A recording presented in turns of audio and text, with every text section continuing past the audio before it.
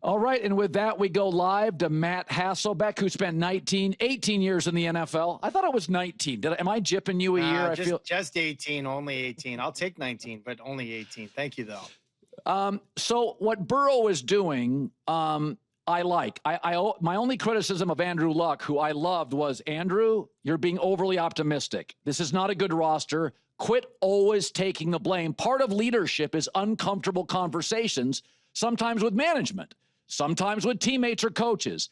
I have no problem with what Burrow's doing. Do you?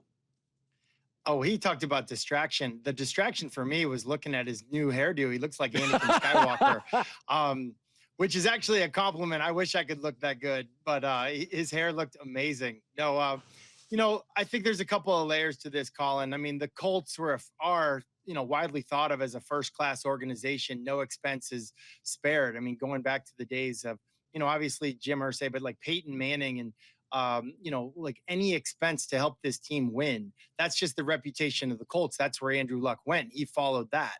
That's not the reputation of the Cincinnati Bengals. Listen, I love Cincinnati. I love the Bengals. My family's from Ohio, Cincinnati, Ohio. But the Bengals just have this reputation of being a team that doesn't spend money. I mean, even when I was coming out in the draft, a lot of scouts were coming to, work us out. But the Bengals would send coaches because they didn't have scouts. They didn't have enough scouts in their scouting department.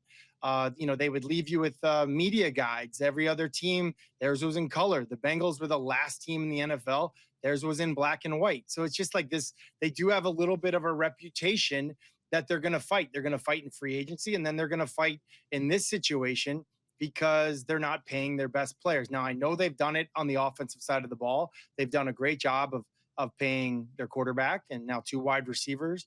But, that is something that they're going to have to, deal with. So I just said this about Shedeur. I don't know if he's going to be a great franchise quarterback, but when I hear this, well, he is playing against backups. And my take is, so are 50 other guys in camp, and they're not completing close to 80%. There is something about him setting a college accuracy record and then going to camp and doing it again. And I've said this before. One of the first things I look for is your best college trait. Does it translate? So when Tebow was a great athlete in college, then went to the NFL and couldn't outrun defensive ends, I'm like, that's trouble because he's not great in the pocket. Johnny Manziel, he's running around in college. He couldn't outrun a linebacker in the NFL. That's a problem. But if your go-to is accuracy and you complete nearly 80% in camp, I know it's not the end of the world. But isn't it fair to say nobody else in this league is completing that percentage? Yeah, I think you're onto something there. Listen, the future is a whole bunch of right nows, and that's all you can do is right now. For Shedeur, right now in college, he did a great job. So far in camp, I've been very impressed. And I'm not somebody that gets, all worked up over what someone looks like in, helmet and T-shirt. But Shedeur has been very impressive. It's a really complicated and intriguing quarterback room. Obviously, you've got too many guys there right now. Never mind the Deshaun Watson situation, but 4 guys in that room. When you're only going to keep 2, maybe 3, someone's got to go. And all 4 guys could actually, I think you could make the argument that all 4 guys could give them the best chance as a starter. It's a really intriguing thing. I don't think Shedeur necessarily will start early, but I wouldn't count him out to A, make the team, and then B, start at some point during the season. So, Matt, I've been on this forever. In your career, you probably played 8, 9 high school games. You didn't have 7-on-7 camps. You weren't throwing year-round. You're probably playing basketball, doing baseball. That's what we did. So over the last, I would say 12 years, it's a cottage industry, the quarterback position. And therefore, as a sportscaster, I am tougher on quarterbacks now. I used to believe you got to give guys 3 years. I don't believe that. By Thanksgiving of year 2, I'm going to make a decision. You've got 10,000 snaps. You probably had 800 going to the NFL. These guys now have 10,000 with all the summer camps, 7-on-7 and personal coaching. I've watched enough Anthony Richardson. I don't think it works. And Daniel Jones, there's something there. I want you to talk about this if you're Shane Steichen.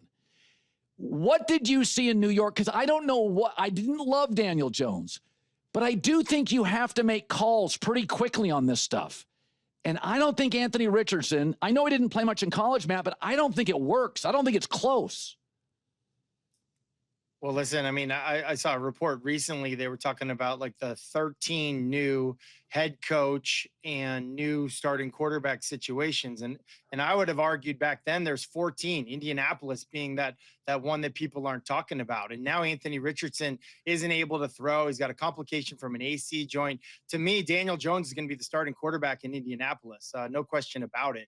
I think that this is a chance for him to reinvent his career. He can have a Sam Darnold, Baker Mayfield, like one of those reinvents. He's a pretty good runner. And listen, Shane Steichen, he's going to use, think about what he did with Jalen Hurts in Philly.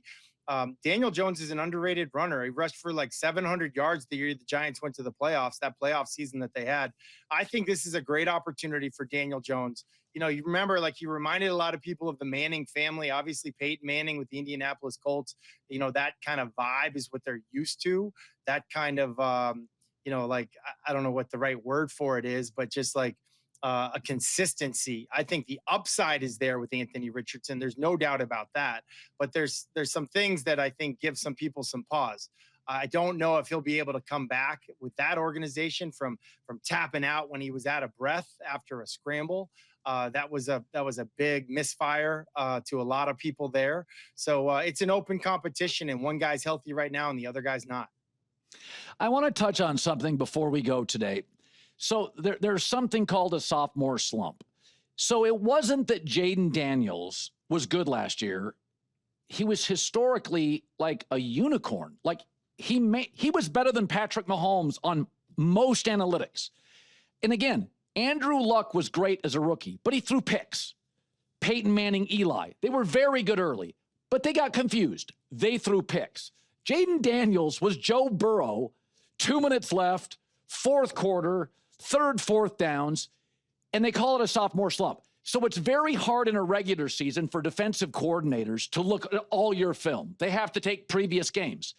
Do you believe now that every DC has an off season, they can watch all of Jayden Daniels? Do you think we'll get the kind of perpetual pullback, or are we looking at somebody that literally is, like Burrow, strangely calm, strangely accurate, historically so, in the third down, fourth down? Yeah, to me, he was historically awesome. And you mentioned Peyton and Eli. I actually don't think those two guys started out all that well. They finished super, super strong. But Jayden Daniels, to me, was absolutely, undeniably incredible last year. What he and Cliff Kingsbury did was just, it was almost hilarious. It was almost like, all right, like when's Cinderella going to turn into a pumpkin here? Like, it never really happened. The only thing I would caution him, I would just, like, he's such a good runner. Don't take the hits. I think he maybe broke some ribs or strained some rib cartilage at some point during the season. And that affected him just a little bit. So maybe just avoid the hits just a little bit because you're that valuable. But I think for me, the only thing that could really get him into that sophomore slump is if Washington screws up the Terry McLaurin contract situation. If they don't screw that up, if they get him back, I think that team is rolling. But look for that contract to be a thing. All right, Matt Hasselbeck on a Monday, buddy. We appreciate it. Thanks. See you, Colin.